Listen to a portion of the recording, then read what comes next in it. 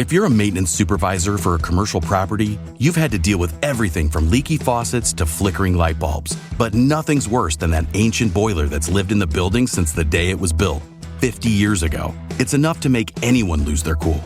That's where Grainger comes in. With industrial-grade products and dependable fast delivery, Grainger can help with any challenge, from worn-out components to everyday necessities. Call, click Grainger.com, or just stop by. Grainger, for the ones who get it done. It's the Opperman Report. Join digital forensic investigator and PI Ed Opperman for an in-depth discussion of conspiracy theories, strategy of New World Order resistance, high-profile court cases in the news, and interviews with expert guests and authors on these topics and more. It's the Opperman Report. And now, here is investigator Ed Opperman. Okay, welcome to the Opperman Report. I'm your host, private investigator Ed Opperman. You can find me at Opperman Investigations and Digital Forensic Consulting. Just email me directly at Opperman Investigations. We're still redoing the Opperman, website, the PI website. So just email me directly, OppermanInvestigations@gmail.com. I'm really excited about our guest today, Dakota V. Adams. And he's a volunteer firefighter, some kind of volunteer firefighter up, I believe, in Montana. And he's the son of Stewart Rhodes, who is the founder of the Oath Keepers. And I believe Stewart Rhodes right now is under indictment. I think he's even testifying for the prosecution in the whole January 6th thing. Mr. Dakota V. Adams, did I get that right? Montana and volunteer fireman? Yes, you did. I'm with a rural volunteer service area up here where I work construction in the previous Oath Keepers headquarters valley in the Tobacco Valley of northwest Montana. Very nice. Tell us about yourself. Who is Dakota V. Adams? Oh, Dakota V. Adams is somebody who thinks of himself as a very regular dude, and then at random, when his family pops up in the headlines, is reminded that he's had an inconveniently eventful life. And people can find you on Twitter at Dakota V. Adams. And off the air, too, you were telling me that your mom is working on a book. First of all, she's got a blog called That Girl Tasha at blogspot.com. But she's also working on a book pretty much about the same topic.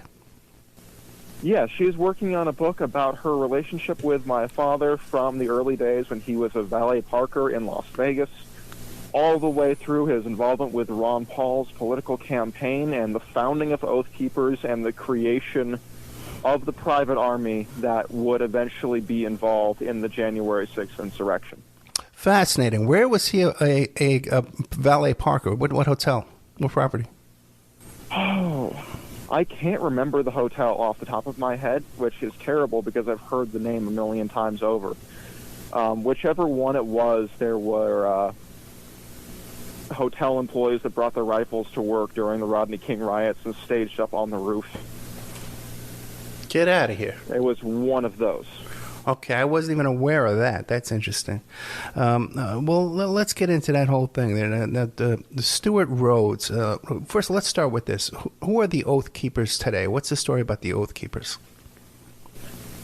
Well, the Oath Keepers today have changed fairly dramatically from the beginning as a supposedly nonpartisan veterans constitutionalist organization founded in the aftermath of the Ron Paul movement coming unglued in 2009 and everyone being afraid of Obama gun control. And while obviously there is a right-leaning tendency that's pretty heavy there from the beginning, Ron Paul libertarians tended to be in many ways more moderate than standard Republicans. There were a fair degree of people that were crossover members or involved on the periphery of Oath Keepers at least that were Occupy Wall Street Democrats, essentially, that came in under this kind of libertarian movement big tent.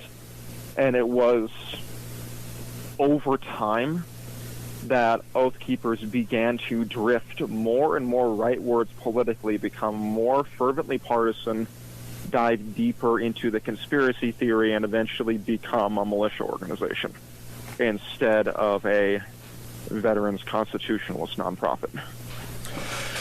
And today what we have left are basically the Oath Keepers in operation are effectively cells of what was previously the national level organization that are thoroughly intermixed with the Proud Boys and the militia big tent movement called the Three Percenters that you see a lot of on the news.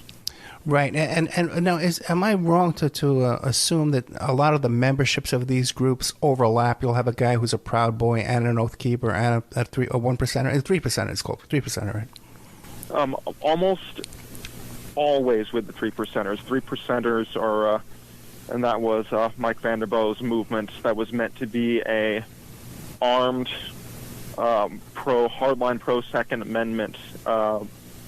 But peaceful civil disobedience movement for protesting the unconstitutional overreach by the federal government, and was, according to Mike Vanderboe's vision, an anti-racist movement that would come from within the militia right. And that didn't quite take off, and all you had left was the militia part. But Oath Keepers and the Three Percenters, which has always been a very loose label without a central hierarchy or structure, have tremendous overlap, where you have an Oath Keepers member in, let's say, a local area chapter in West Virginia, who was also a member of the Three Percenters, as far as there is membership, and through his 3%er, like social circle affiliates, has overlapping social circles with a bunch of the militia, like Bubba paramilitary dudes in the hills that call each other general and wear uniforms. So that allows for overlap, especially on the operational tactical guy side of Oath Keepers, where connections are maintained with more far-out militia types while public distance is maintained. And that was kept up for a long time and was very useful. Proud Boys were a more recent phenomenon. I don't think Oath Keepers had as much overlapping membership with them until very recently. In fact, there was a little bit of a rivalry, at least in Stewart's own mind, because he was, especially when Gavin McInnes was in charge, nonstop angry that Gavin McInnes and the Proud Boys would get top billings at events after Berkeley especially, and Oath Keepers would not. So jealousy was intense. When's the last time you've been in contact with or around Stewart Rhodes? The last time I was around Stewart would have been sometime in 2019, well before coronavirus started. No, last time I was in personal contact with him and spoke with him was in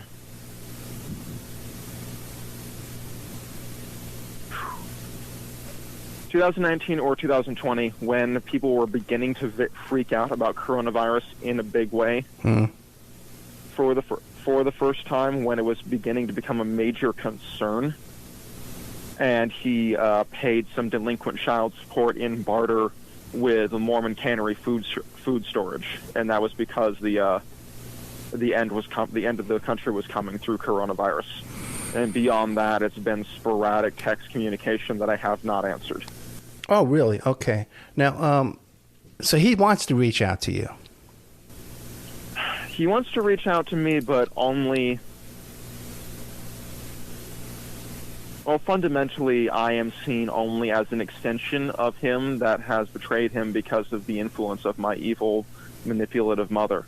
And he wants to reach out to me to rebuild the image of being the family man, which is the only reason he has a family, is the shield of the family man image. It's the only reason we exist, I and my siblings. And I believe, anyway. And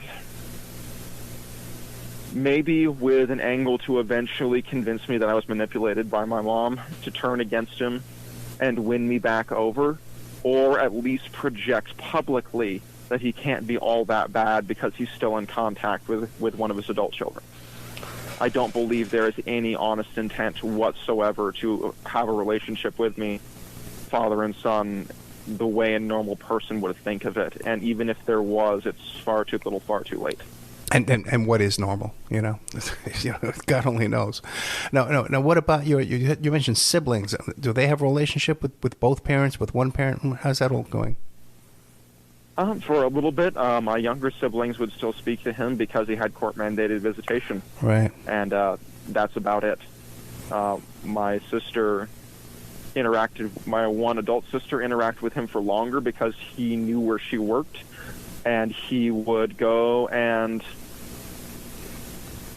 sit and work on his laptop on Oathkeeper stuff, or quote-unquote work, in the lobby of the grocery store where she was working, where they had a little coffee shop, and just stay there for her entire shift and effectively stalked her until she got a different job. Okay. Now, you mentioned that Stewart Rhodes, the founder of the Oath Keepers, at one time was a bellman at Valet Parker, which was close. They both make good money, believe it or not. That's a good uniform. Yes. Yeah, that's a good job in Vegas. Okay, believe it or not, valet parking is a good job. Okay. Yeah, you can make a lot of money. Right, a lot of cars pass them through there. Okay, and people, drunk, they tipping heavy. Now, but I saw from Wikipedia that he was a Yale graduate. Now, how does that fit into all this? So, coming up from fairly poor Mexican immigrant family that whitewashed itself heavily, he would take advantage of being a little bit Hispanic whenever he needed to use that for cover to say that he can't possibly be racist, for example. But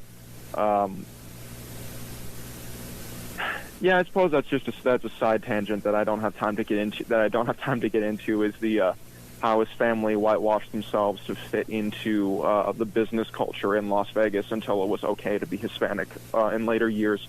But coming up from that, he was the first in his family to go to college, and definitely the first in his family to go on to an Ivy League graduate school or post-secondary education. And that was in large part because of the support of my mom and helping him get through college and looking after him through all of Yale Law School. And if you come from a very poor background, Yale is cheap for you. They charge the Skull and Bones kids through the nose so that other people with an impressive grade record from state schools can get in on the cheap. What was it like growing up in this family? Very odd and transient. We never stayed in one place for very long. And this is a pattern he picked up from his mother, who moved in a lot of real estate and multi-level marketing circles in Las Vegas, who before that had moved very, very frequently. We would very rarely stay in any one place longer than 2 years, and we would bounce back and forth between wherever we were and Las Vegas very frequently. But we were never anywhere long enough to put down roots. And we very rarely interacted with outside people. And at first, like when I was a young child, this was mostly just a function of moving a lot. But as Stewart started to get involved in Oath Keepers, it became an operational security thing where we had to carefully monitor and police our conversations with outsiders, even inside the Patriot movement or inside like Republican or Ron Paul aligned conservative political events, so that we would not accidentally reveal any information that could hurt the family. Everything was about keeping up appearances and maintaining silence about our home lives so nobody could tell that anything was awry. And some of that are legitimate concerns, right? Because like even up there at Bundy Ranch, they were pulling guns on each other. Like the 3%ers and the Oath Keepers were pulling guns on each other over that whole rumor about the drone strike, right? I'm not exactly sure what happened with the drawn guns at Bundy Ranch. I know that Bundy Ranch was described by a lot of militia people that went to it as basically Burning Man without any women or drugs. And just filled with a mixed bag of lunatics.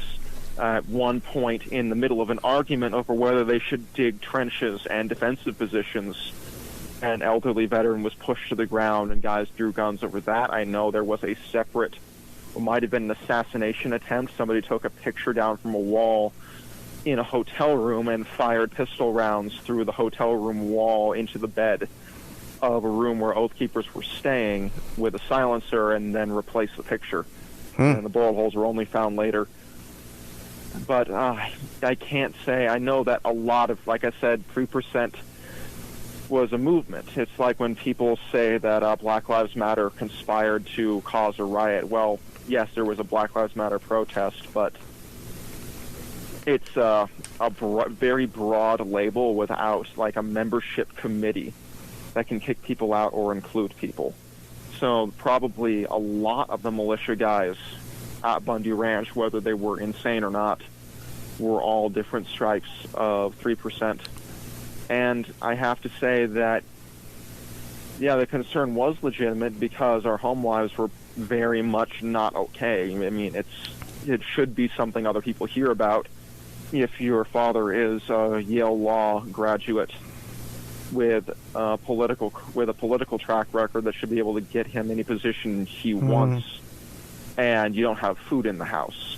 That was probably the main thing above all else, way more than the cover of you can't tell people anything or cartel assassins will come to get me. You can't tell anything or white supremacists will come after me or the government or rival militia groups. It was actually all about CPS. Very interesting. Very interesting. To return back to Bundy Ranch just for a minute, do you know anything about the Millers up there at Bundy Ranch? Any stories about that couple? I can't say that I heard anything specifically about the Millers. There were a lot of stories that came out of Bundy Ranch. Right. There was a lot going on up there, and I'm very, very glad that I put my foot down and did not go, because Stewart originally wanted to drag me along to that as a teenager. It probably would have been a great learning experience if I didn't get shot by somebody, but I also am glad that I wasn't photographed at Bundyville. That's so true. Who needs that? But you are familiar with the Millers who ultimately shot those two cops at the Cece's Pizza, right? I had forgotten all about that, actually. Yeah. I'd forgotten all about that. I remember now that you mention it, that there was a freak out inside Oath Keepers to make sure that they were not Oath Keepers affiliates, and make sure that in none of like Stewart's spending spree during Bundy Ranch and his buying of tactical gear and giving it away to people, that they absolutely did not give anything that could be considered material support to them, and try to wash their hands of them and maintain as much distance as possible. Very interesting. Yeah, because the Millers were the source of that drone strike rumor. I did not know that. Oh, yeah. Well, no, I looked into them extensively because I knew those people, like the Vanderbeek and stuff like that, who they had come down to work on those campaigns. I knew all those people. And so the Millers were informants, too, as well. We know that. Then they worked for the Million Mask March, and they worked for Occupy Wall Street. They were both of those events as well. Wound up at Bundy Ranch. I've done many, many shows about the Millers. Then they started the drone strike rumor. And then when they go ahead. It was presented as if somebody in Oath Keepers had gotten a tip-off from an insider in the Department of Defense. Really? It was the version that I heard Stewart repeating. So if that's what they were going with, and then it originated with these people, then that means they were not vetting their sources very thoroughly and were jumping at rumors. Well, you would hear all these wild stories that they thought that there were divisions of supports coming over the desert with horses and motorcycles, and ATVs. Like backup was coming. They're just bizarre rumors going on. And then later on, we heard that so many informants and FBI agents and undercover agents and all kind of folks up there pretty much running the show, But we'll have to have you come back and just get into all that one day, just because there's just so much to delve into that. There is a whole lot of story about the militia movement and its complicated relationship with its federal informants. Yes. Right. And then what is your personal experience with all that? Because now you grew up right in the middle of all that. The fear of informants was omnipresent. Right. And always. Informants always.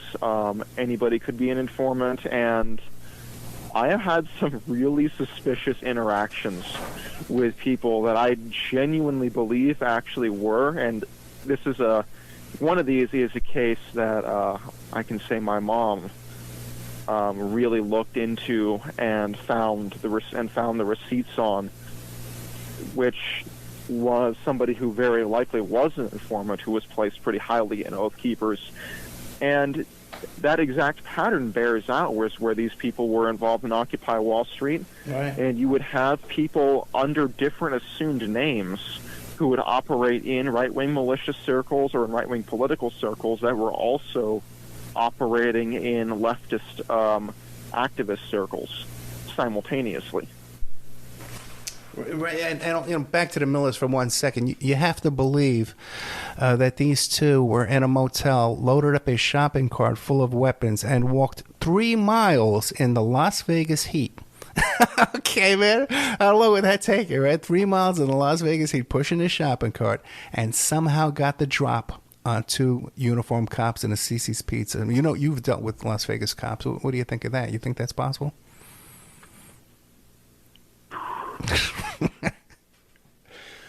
I don't know. Anybody can be caught unaware. I mean, how many hours a year do Las Vegas cops train? Yeah, well, that's true too. But they are very aggressive and on edge. Now, you said that you didn't have money for food in the house. How could that be? There must have the head of the Oath Keepers must have been bringing in a lot of dues and funds and appearance money, all kind of stuff, right? Theoretically, yes. Now, the worst of it was before Oath Keepers was founded, when Stewart was working as a freelance ghostwriter for legal briefs, which you should have basically been a license to print money. Like, imagine getting, like, your preferred whale client pays you off the top $80 to $100 an hour, and you can get as much $40 an hour work as you possibly want from other clients, just to fill out your schedule to the maximum degree possible if you so choose, in like 2011, 2012 money, so before our current inflation bite. And then just choosing to do so little work that the rent is always past due, the power is always about to be cut off, and your children are all living off of Mormon cannery food storage that you got to survive the apocalypse years ago. The children are living off of literally only apple chips and oatmeal for weeks on end without anything else, because you just don't feel like working that much. I can't imagine making that decision. And he was working for he was working for lawyers in Vegas. Who were these lawyers he was working for? Yeah, working for lawyers in Vegas. Really? Ghostwriting legal briefs, you don't actually have to be part of the Nevada bar. Right. You just have to be a lawyer. So he didn't have to pass the bar, and he didn't have to be employed by a real firm. He could just work freelance for as many clients as he so chose, and he chose the absolute minimum to not be homeless. Now, growing up, you talk about this stuff, they're waiting for the apocalypse, they're storing food, all this. Growing up, did you buy into that? Did you believe that? Absolutely. Wow. It terrified me and ruined my childhood. I actually, like, people talk about, I missed the carefree days when I was a child and I didn't have all this adult responsibility. You know what growing up felt like to me? Growing up felt like being able to move off the railroad tracks and avoid the oncoming train instead of being stuck there. Because all I remember from my entire early childhood and adolescence through my later teenage years, when I finally started to break through the veil a little bit, was the constant crushing fear of the end of the world, the responsibility that was placed on me to try to prepare for it, to learn survival skills and manage the family preparedness while Stewart was theoretically making all this money that I could not possibly meet as a teenager. Was also, like, as a 11-year-old through 16-year-old, was also expected to manage his own education completely. And as I became an adult, and my transition into adulthood was hard. I went from effectively a depressed, like, a backwoods equivalent to the basement neckbeard that everyone's familiar with the joke, to working to lay the groundwork for getting my family away from Stewart and plotting our escape, and then to supporting my family to make up the gap when he just failed to pay child support. And that transition from huddled up 4chan neat in a corner in a trailer somewhere to the responsibility of being a breadwinner for a whole family and managing this incredibly stressful life was less mentally draining and less stressful than the ever-present threat of the end of the world that I lived under every day of my childhood. It was a release. And in fact, instead of being constantly afraid of, like, someone just bombed Egypt, the Muslim Brotherhood is going to start rattling sabers to declare war against some paramilitary group, and it's going to flare up, and that's the spark the New World Order is going to use to begin the global economic crash, and every single news headline is a herald of the coming end that I can't do anything about. Being $500 short on the rent money while you're working minimum wage and delivering firewood is not such a big deal compared to that, and it's fixable. Being able to actively do things to save yourself from a bad situation instead of just sitting there biting your nails and trying to distract yourself from your inevitable death at the hands of a death squad or a biological agent or a nuclear explosion or what have you, so much less overbearing on your mind. Since you've been talking about this publicly, what do his supporters say? Hey, man, dude, this is not the way to raise your kids. This is not the way to live. You're a lazy bum. Has he any repercussions from you coming forward and talking about this childhood? Not as such. He had lost gradually a lot of supporters over the years, where Oath Keepers was beginning to dwindle, and kind of his connection with Oath Keepers was beginning to break down under the friction of people having to deal with him to get anything done in the organization. Because as a classic narcissist, everything had to flow through Stewart, all command and control, all decision-making, all logistics. And as a lazy person, he put the brakes on everything. So because of that dynamic, Oath Keepers had been bleeding membership slowly and had chaotic turnover in all of the higher level leadership positions for years. Then, following January 6th, he bled a lot of support from people who came to the not unreasonable conclusion that he was a federal informant that had laid a trap for Trump supporters and co-conspiracy with Enrico Tarrio to make everyone look bad. But even after we left and my mom filed for divorce and the SPLC published the restraining order that she filed for and everything else, I would talk with Oath Keepers people in a parking lot that were still in touch with him. We would have a whole conversation about Stewart that covers a lot of what we covered here on this call. And then these people would go and tell Stewart to call his children because he needed to talk to his kids more often. Like, the conclusion they came away with was Stewart needs to make more of an effort to be an active father, even knowing what he was like. And that's just how it is, that the people that are still Stewart supporters are the people that were not turned off by his behavior beforehand, which was in itself pretty egregious, and his mismanagement was pretty egregious, and to protect the movement and prop up the Oath Keepers brand and mission, they're perfectly willing to overlook this too. How was he then able to rise to the leadership and build this big organization? Does he have a lot of personal charisma? He's got a traveling preacher's charisma. Gotcha. And he's got an extensive childhood education in, I'd say, chicanery from his mother's many church organizations that served as feed-ins for multi-level marketing and real estate, that many of which turned out to be outright scams, that he was always just on the fringes of enough to collect money but not be criminally charged.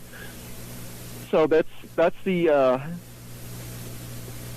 what he came up through. And dating back to childhood, he has had this kind of weird image of himself, like somewhere my mom has note pages from like an oath to himself, this solemnly swearing on his family's honor to stand up for America that he wrote when he was 15 in a very grandiose, self-important voice. So I think he's always that, and his paranoia when he was very young, and my mom was just beginning to date him, that the government was monitoring him as a valet parker in Las Vegas for no reason at all. He's always believed that he was going to be someone important in American history. He's got this, I almost want to say, Mormon idea of being like an important, almost holy figure. Like a prophet, right? Yeah, they're basically filling the same spot culturally as a prophet in the American story. And he was going to find a way upward based on his charisma and all of the resume padding that he could possibly pull off to make himself into something important, and then he would follow the path of least resistance from there, as long as it fed into his important figure, perhaps even savior of America narrative. I got to tell you, man, your analysis of all this is freaking brilliant, man. You spent a lot of time thinking about this, but do you have any kind of formal training in this kind of analysis? Absolutely not. I'm got 2 semesters down in community college and that, and some emergency services certifications, and that's literally all the education that I have, except for self-directed unschooling. Okay, now that didn't go very well. What faith did your family grow up in? Did you have a faith? Believed in God? Christian? None of the above. Really? No. So my mom's background is Mormon. My uncle was a bishop in his ward in Los Angeles until he retired. Her whole family was very Mormon. Stewart had been, I believe, baptized Mormon while his grandmother was church hopping. But we were raised fairly agnostic, and we're just kind of culturally Mormon because Mormons have a large degree of interface with Republican politics and with the prepper culture. So just like by osmosis. Gotcha. I'd say that is the religion we absorbed the most of. One more quick question. Your mom, does she do interviews? Yes, she does. Oh, I'd love to interview your mom. You got to hook me up, man. This is incredible. Oh no, you would love being on the phone with my mom. She interviews much better than I do. No, I'm gonna have you back too, man. Okay, if you'll come back, I'm gonna have you back. This is great stuff. Now, what about growing up? Now, this is pretty intense stuff, man. Like you said before, this is pretty intense. The end of the world's right around the corner, and my dad's gonna fix it. Pretty much, right? My God, I can always 4 to 18 months away. The economic collapse and the UN takeover and all of it. Right. Now, what about in the home, personal abuse? If you're living with a megalomaniac that thinks he can solve the world's problems, he must have been micromanaging everything going on in the home. Absolutely, he would either ignore everything and everyone just kind of went around him while he stayed cloistered away in a bedroom, or he would be absolutely up in everyone's business, kind of like unpredictably like a weather pattern. But yeah, he was incredibly controlling and just did nothing but harangue and reinforce everyone's fear of the end of the world. And even when it was a good day and he was being nice, it was like putting on an act. As one of Stewart's children, you could never be fully relaxed while you were interacting with him. It was never just hanging out. It was always a test. Like you would sit down at the kitchen table and you would be discussing history or American politics with Stewart, but there was always this edge because if you gave the wrong answer, he'd be incredibly angry and start belittling you. if you gave the wrong answer during a discussion about martial arts or spirituality or anything, it would turn into you're going to get murdered in a parking lot one day, and it's because I guess you don't love me enough to absorb anything I'm trying to say. Maybe I should just drop dead of a heart attack right now. Would that make you happy if I died right in front of you? And that was just so always, whenever there was a conversation about anything, it was a panel interview and not a conversation where you've got to manage all the different aspects of Stewart. Gotcha. While you're talking and get through it and always be on tiptoes because you could not provoke him in any way.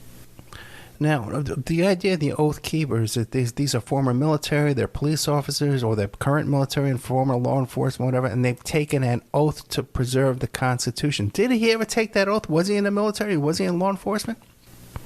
Yes, Stewart was a paratrooper in the Army Airborne, and he didn't see combat. He was in during peacetime and got out after a parachuting accident left him with some pretty significant damage to his back that repaired with the insertion of a number of steel rods. So after getting out of the Army and through parking cars is when he started to get into politics and was on Ron Paul's congressional staff,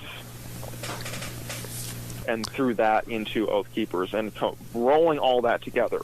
Ron Paul's congressional staff, his Yale Law degree, disabled veteran paratrooper, and constitutional law papers rolled up together, created the resume that gave him the gravity to conjure Oath Keepers up out of the bits and pieces of the Ron Paul movement. Gotcha, and it looks good. It looks good on paper. It does look good, you know? It looks brilliant on paper until you're stuck in a house with him when he's pointing a loaded gun at the head of a dog and threatening to kill it. Yeah, you were telling me that off the air. Tell the audience about the stories about pointing the guns at the dogs and stuff like that. Yeah, he was careful about pointing guns at people. Like, that didn't happen. But there was a lot of implicit threat where he would sometimes yell while he was berating us, maybe he should just shoot himself, or maybe one day he would shoot himself because we were making him so stressed and miserable. And then if he got very mad, he would threaten to shoot the dogs, and a couple times when one dog chewed carpet in a rental house, he just pulled his pistol and chambered around because he habitually downloaded his pistols, took the round out of the chamber when getting in and out of cars because he was understandably cautious about accidental discharges given how he took his own eye out. And so he goes into the house and racks a slide and points his gun right at the head of this dog for chewing on the carpet, and that was just part of his pattern of threatening to murder our dogs when he was mad at us and kicking dogs in front of guests and everything else. Right, but the dog doesn't know a gun's being pointed at him. That was done to intimidate the family, right?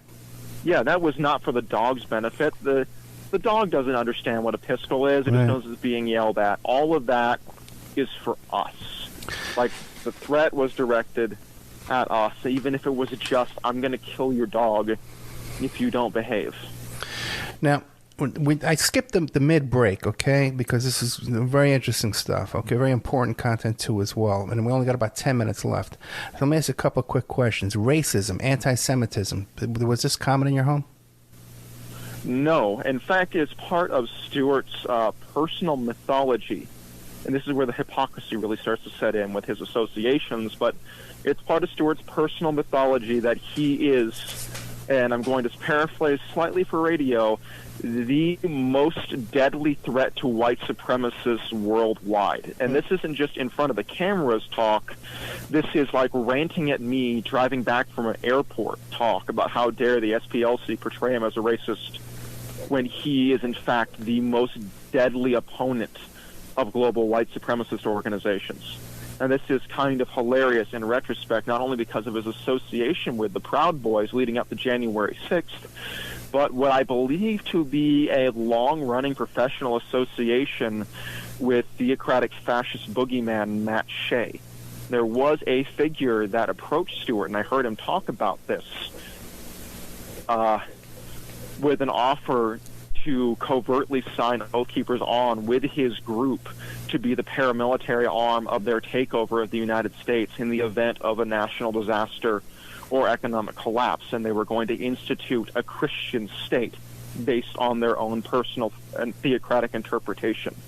And from Stewart's consistent friend-of-friend association with Matt Shea over the years, being invited along with us to speak at the Marblehead community, and if I've got the name of that right, that Matt Shea is also heavily involved with, I suspect that was that guy, and he kept up those ties for years, and then deepened them as we approached January 6th. And Matt Shea is known for running in white supremacist circles. And then, of course, there's Stewart's own uncle, a part Mexican Patrick Henry impersonator, who actually married into a Christian identity family. So don't know how he would be related to me, because that gets confusing pretty quick. But the family my great uncle married into were frequent guest speakers at Aryan Nation events to give their talks about sovereign citizen principles. Gotcha. Now, let me ask you a quick question now, too. Was he a drinker or drugs? Not drinking, except socially, so not to a problematic degree, but pills. Because he did barter. This funny story. One of the only times I ever went to the dentist as a child, he bartered dental care for his children and a bunch of painkillers for our prepper stash in exchange for tactical training in the desert. So I went and got all my fillings done by this weirdo dentist in a desert compound. And we came home with these huge boxes of, I believe, hydrocodones, if I'm remembering correctly. They could have been the other kind of hydro that I can't recall the name of.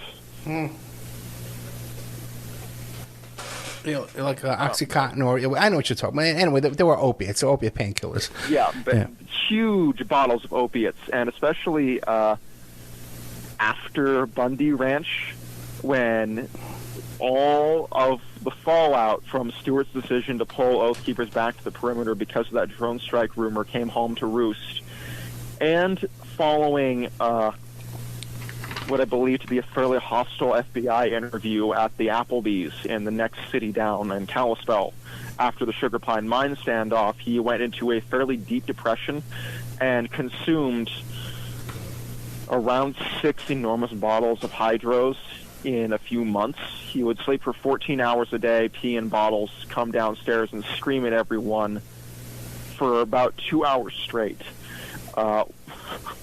Leave a trail of body odor through the house that was so bad that you could tell where he'd been in a room, and almost retrace his steps by following the trail of rank stank. And then he would just go back upstairs to hibernate again in a hydrofugue. And this went on until he exhausted the supply of pills. And that was supposed to be buried in a mountainside somewhere ahead of the collapse in case he had to do, like, backwoods surgery. But Stewart's psychological ouchies were more important. Backwards surgery. He's planning for everything. I got to do a backwards hernia operation. Let me ask you a question, man. How did he get involved in Trump? What was his fascination with Trump? You'd seem he would be a bright guy. He was Ron Paul. I kind of dug Ron Paul there for a while. Couldn't he see right through Trump? Shouldn't he see right through Trump as a con man, you know? Well, here's the thing.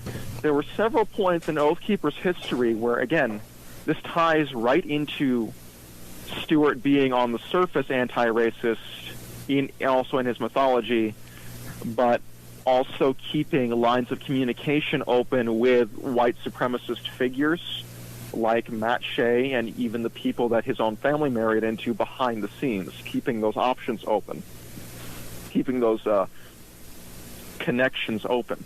And there were a few points where, depending on the course of events, Oath Keepers could have taken different tacks.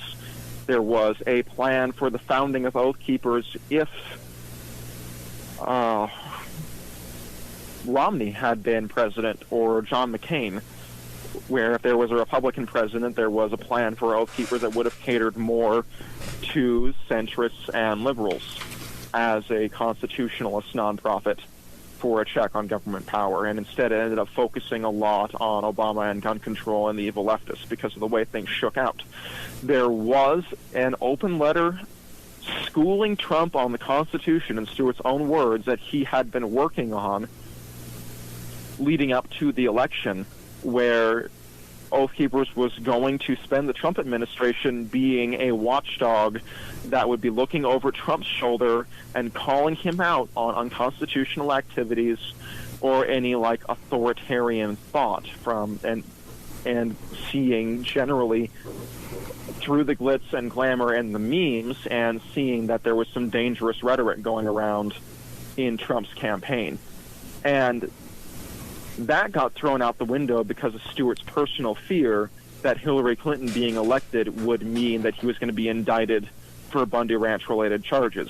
He was actually planning on taking an Oath Keepers force to Washington, D.C. for the 2016 inauguration to protect the inauguration in case it was attacked by leftist militias in an attempt to disrupt it, but he was worried that the New World Order would use that as an excuse to pull off a false flag attack and to start the Civil War then anyway, so he ended up telling his guys to stay home.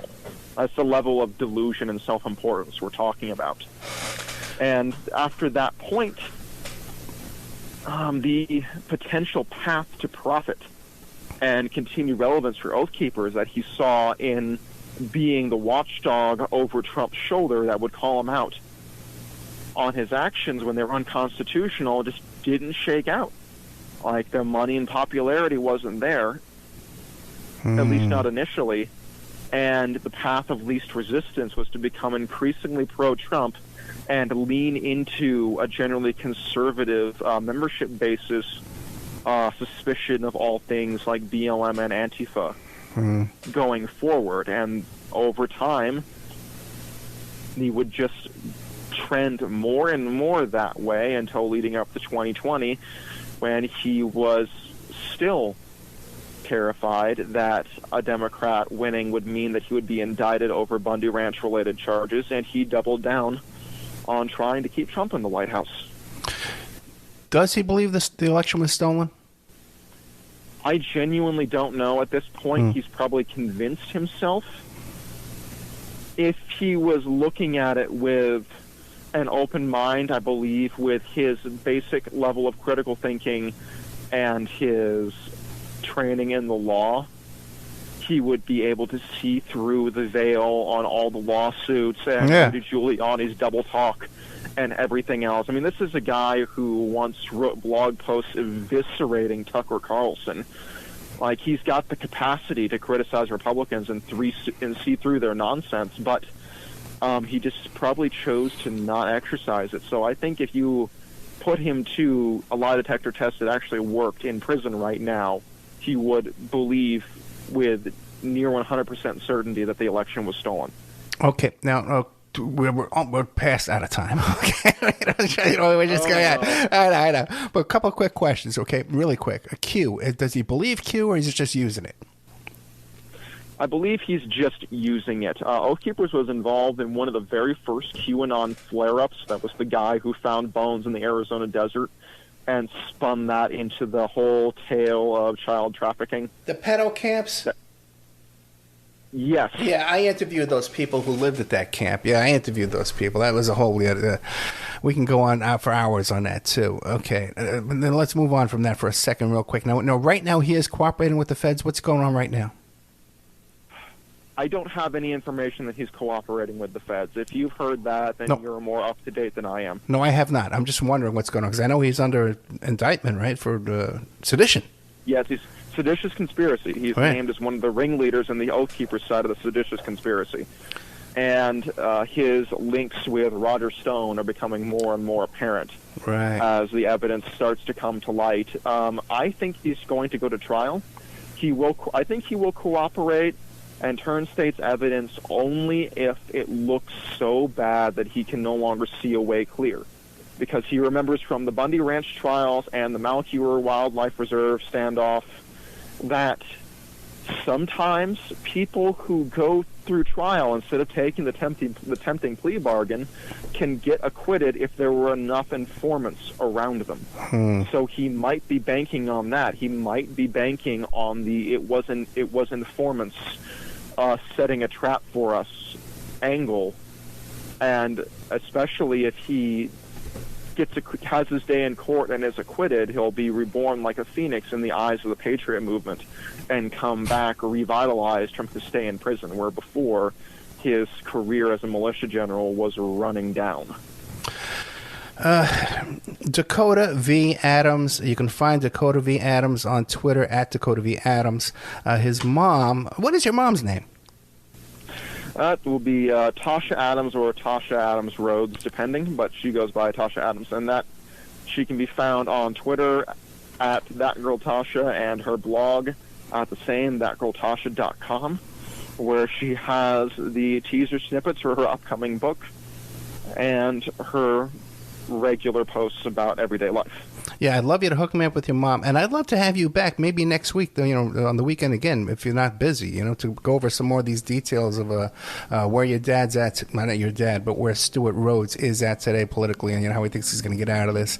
We didn't get into anything of how you and your family rose up and rebelled against him and got out of there. So I'd love to get into all that as well. I really, really, I know it's tough, man, but I really enjoyed this interview. Dakota V. Adams, thank you so much, my friend. I'll talk to you soon, okay? Thank you. You have a good day. Thank you. Good night.